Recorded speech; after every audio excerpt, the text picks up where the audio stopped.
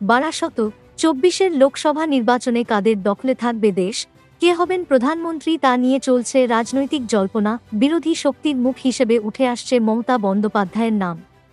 এবার এই প্রসঙ্গেই চাঞ্চল্যকর মন্তব্য করলেন রাজ্যের বিরোধী দলনেতা তথা বিজেপির দাপুটে নেতা শুভেন্দু অধিকারী। বললেন, যেদিন গরুর গাড়িতে হেডলাইট লাগবে, স্যান্ডো গেঞ্জির যেদিন বুক পকেট লাগবে, সেদিন মমতা বন্দ্যোপাধ্যায় প্রধানমন্ত্রী হবেন। শুধু মুখ্যমন্ত্রীর প্রধানমন্ত্রী হওয়ার স্বপ্ন নিয়েই নয়, বাংলাদেশ প্রসঙ্গেও এদিন বিস্ফোরক মন্তব্য করেছেন নন্দীগ্রামের বিজেপি বিধায়ক। বাংলাদেশ প্রসঙ্গে শুভেন্দু বলেন, বাংলায় সনাতনীরা বিপন্ন, সনাতনীদের কোনো ভালো অবস্থা বাংলায় নেই। এরপরই বোমা ফাটিয়েছেন।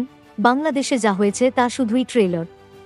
এখন থেকে সাবধান না হলে সিনেমাটা বাংলায় দেখবেন।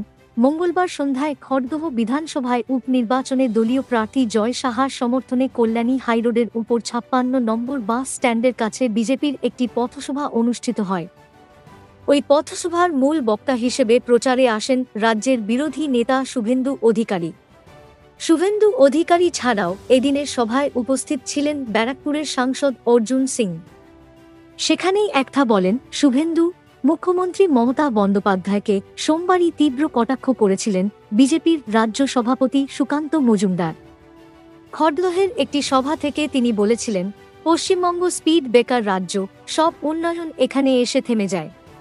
প্রধানমন্ত্রী আগেই সেকথা বলেছিলেন, আসলে ওরা আটকাবে, সব কিছুতেই আটকাবে, কারণ এখানে প্রতি মিনিটে গণতন্ত্র ধর্ষিত হচ্ছে।